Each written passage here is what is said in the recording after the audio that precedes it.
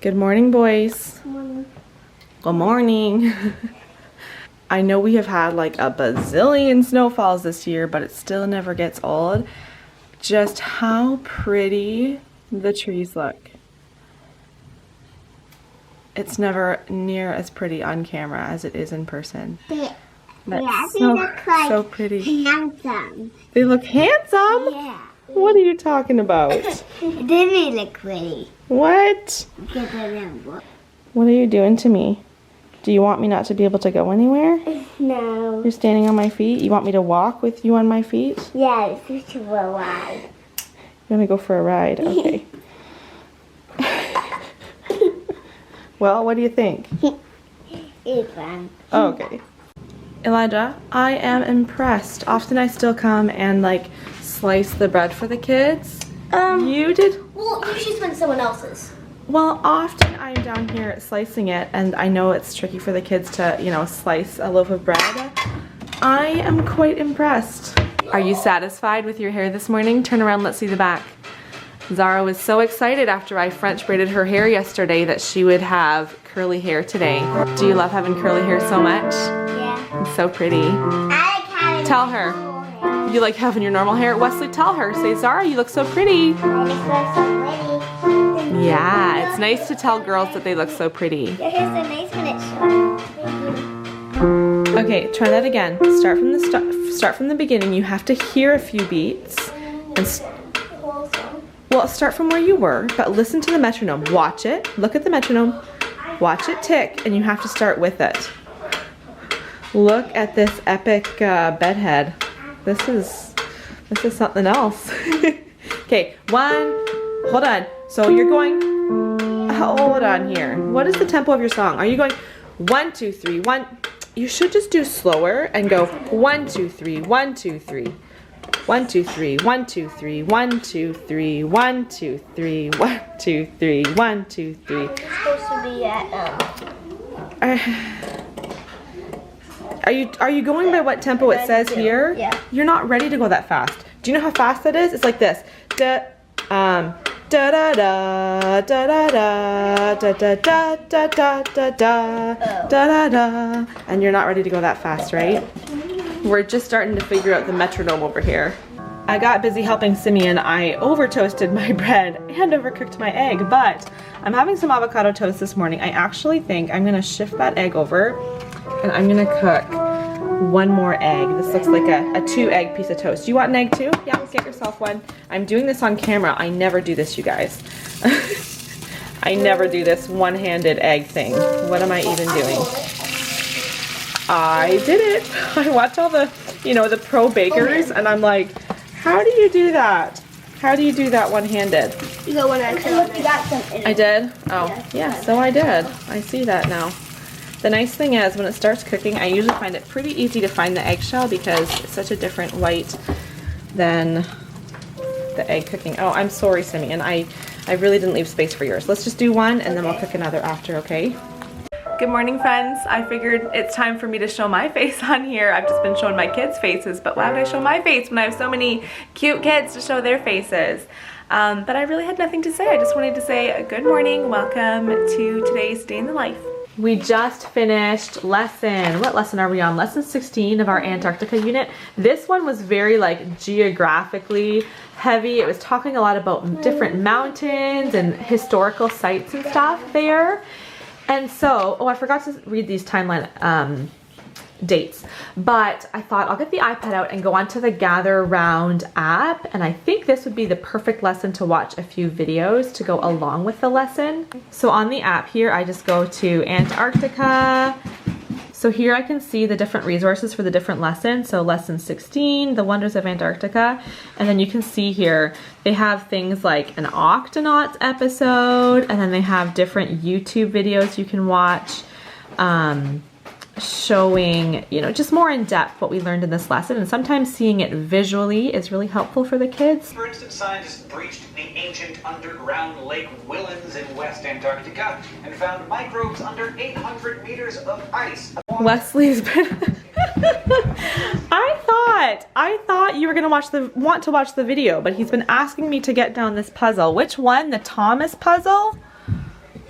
How come I don't see it, Wes? I say there. Where is it? Oh my goodness. Right there. Yep, somehow, probably because I was looking through, the camera instead of just looking with my eyeballs. All right, there you go, mister. Went and helped the kids out for a little bit, and now I'm back in the living room with Wesley as he does his puzzle. The kids are watching one more.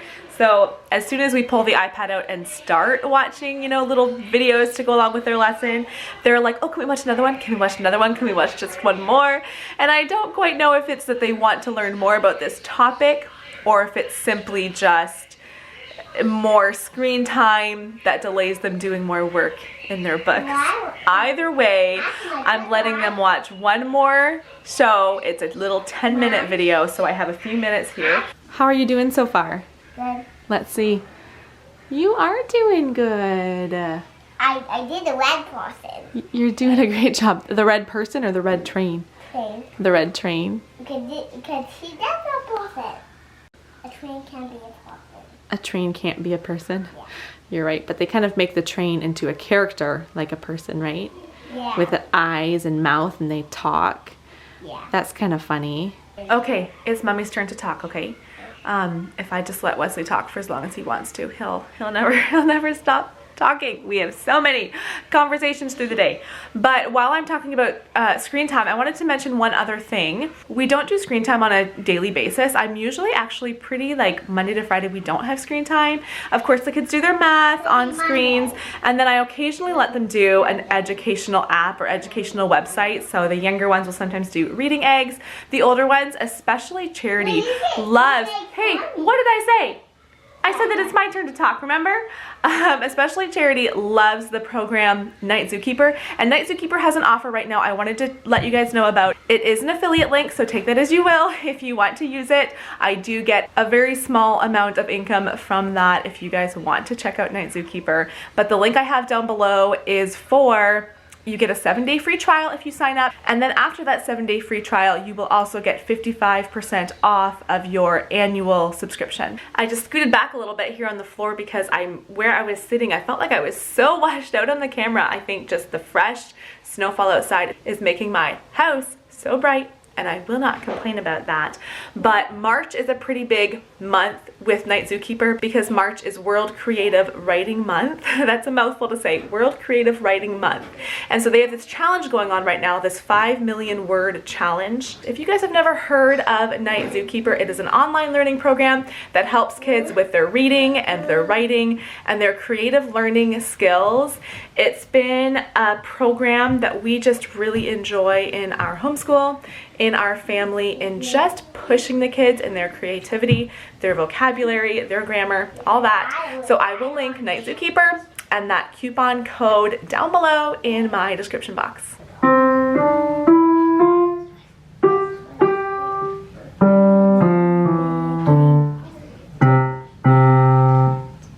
Wesley, did I come on time? Oh, I just missed it.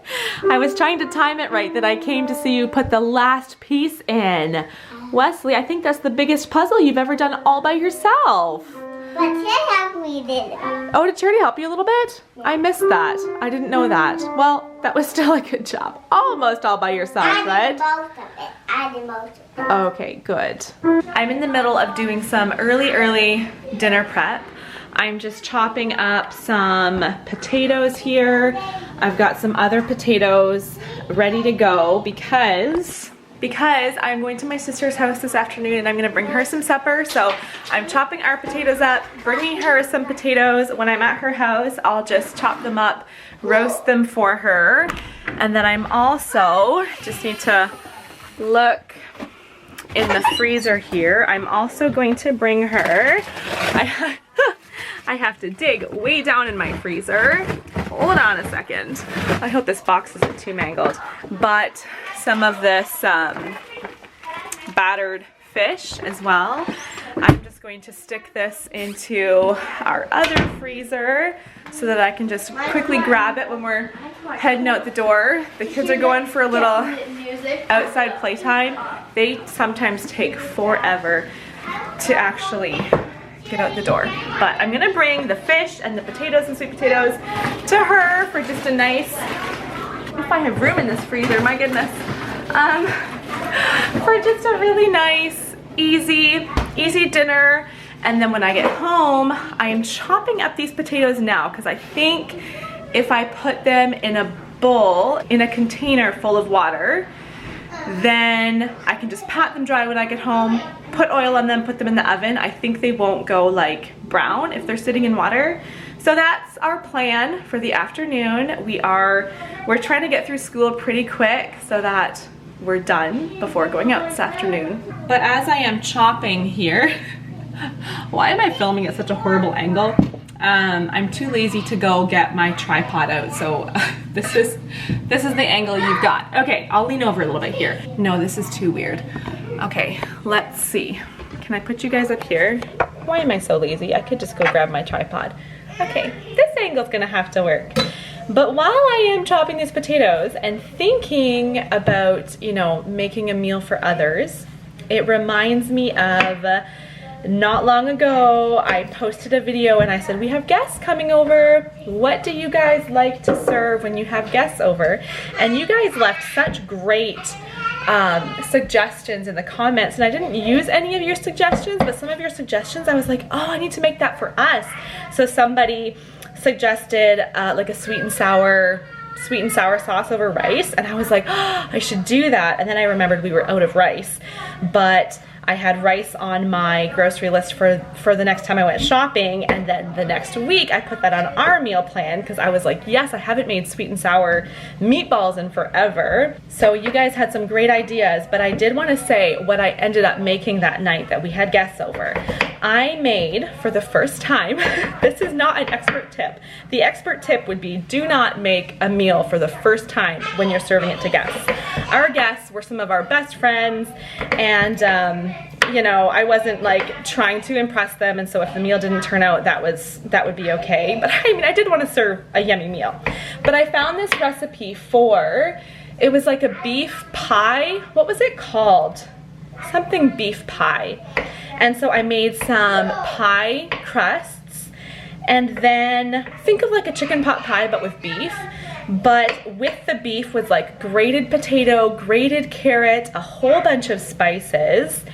It was delicious. It went over so well for everybody. So I'm telling you this, I don't have any like pictures to show you. I didn't film, I don't have any video to show you of that recipe, but maybe I will link the recipe down below because it was delicious, and it's definitely gonna be something that I make more often. So I'm just gonna top this, cover all those potatoes with water. This is like a daily thing in our house. When it's time to go outside for their break, I'm like, let's go, get outside, get your stuff on, let's go, and they just dilly-dally around. And then now it's been, some of the kids have come in, it's like 12:15, so lunch is almost ready, but the two boys are still outside.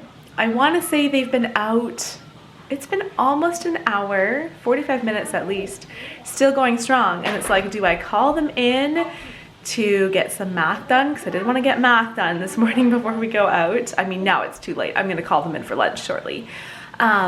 Or do I just let them play for as long as they want? Especially in the winter, I don't usually kick them outside. And yes, sometimes it is a kick outside because they need the outdoor time and they don't know that. So sometimes I do kick them outside. But I don't usually do that twice. Like once we've done the whole getting dressed to go outside, playing outside, coming in, warming up, I don't usually require them to have outside time a second time. So it's also like, well, I should just let them play for as long as they want to once they get out there and enjoy playing outside. So yeah, this feels like it happens every single day. Once they get out there, they love being out there. Charity's in here doing some math, and lunch is about ready, so I do need to call them in shortly. Who do I have in here? Oh, Wesley. Playing a game.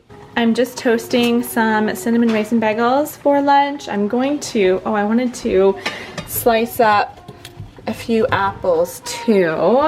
Will go well with the bagels.